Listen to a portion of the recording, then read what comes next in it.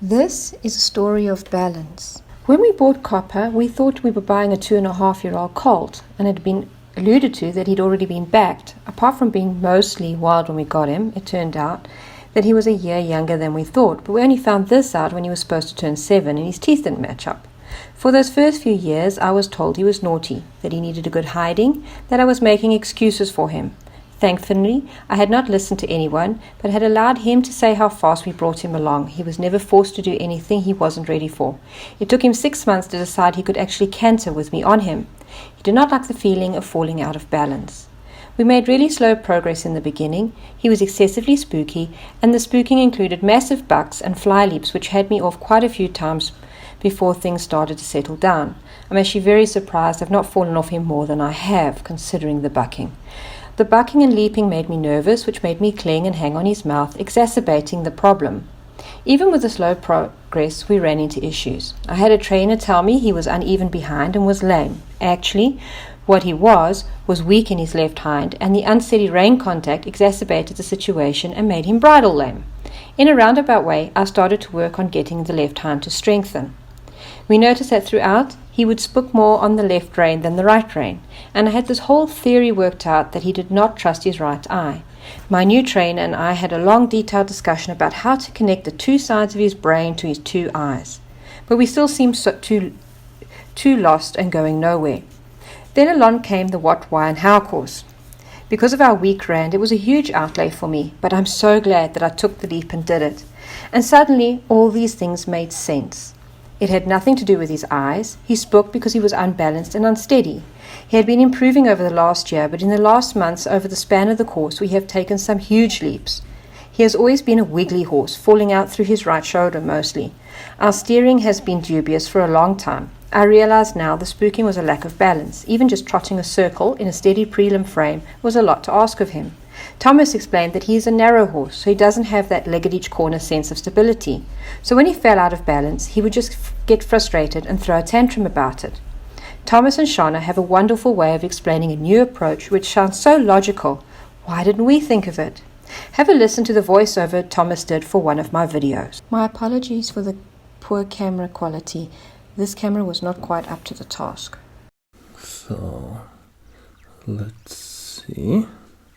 So the tempo is a tad on the quick side. If you could slow that down just a little bit, he might relax a little bit more. He might get a little easier to sit. It was pretty windy on that day too, so a lot of horses get tense from that.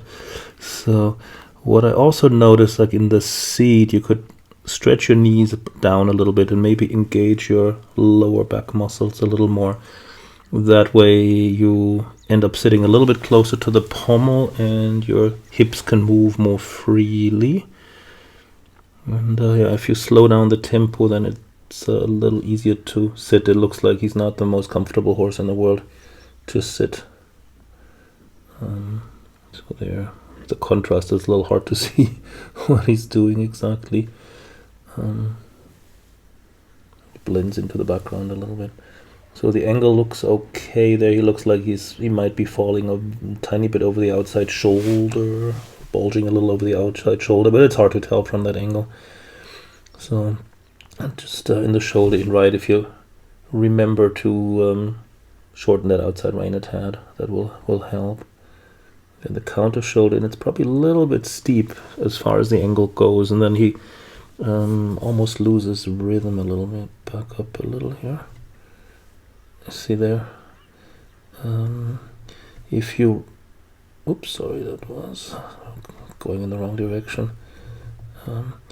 So here, if you make the angle a little bit more shallow, you get a better bend, and the movement will become a little smoother. He almost loses his rhythm a little bit because the left front leg can't get over the right front fast enough or easily enough. So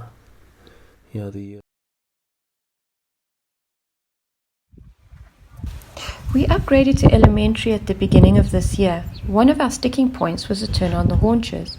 We began the year getting 4 4s at a show across 2 tests, which was very disappointing.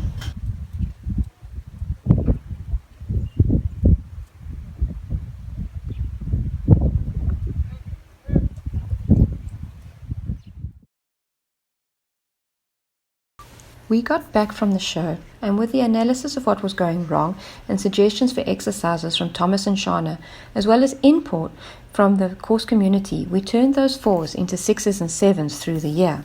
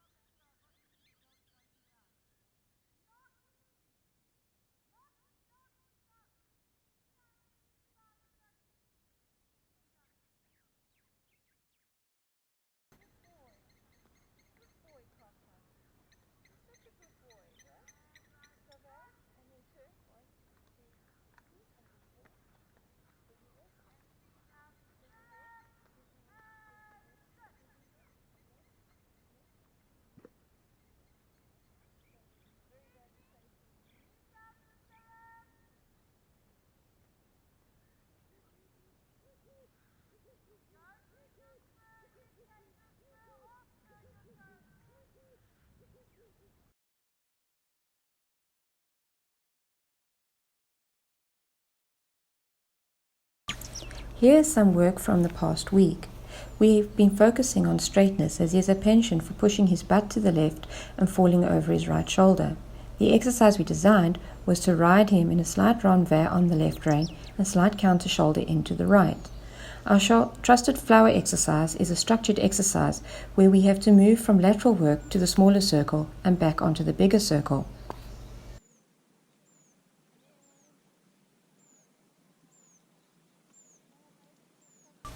The stretchy work on the circle after the exercise shows the development of the pace and the improved straightness.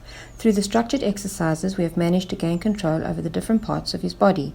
The spooking is down to a minimum, and he is happier in his balance, proving that spooking was indeed balance-related.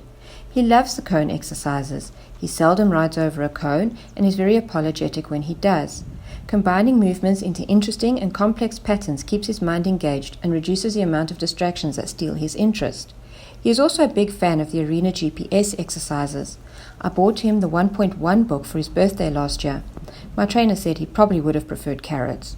But he has enjoyed working through the exercises with me, starting in walk and progressing through the paces depending on the exercise. The course made these exercises even better as we now know how to choose the correct exercise for what we are working on. As an aside, apart from learning how to create and apply exercises to improve my horse and becoming part of a like-minded community through the Facebook groups, I think we have all discovered how much we have learned about technology. From creating and uploading videos for review to live Facebook get-togethers and designing and drawing exercises to upload online. I also learned how useful a static camera is beside the arena, which has become an integral part of my schooling regime.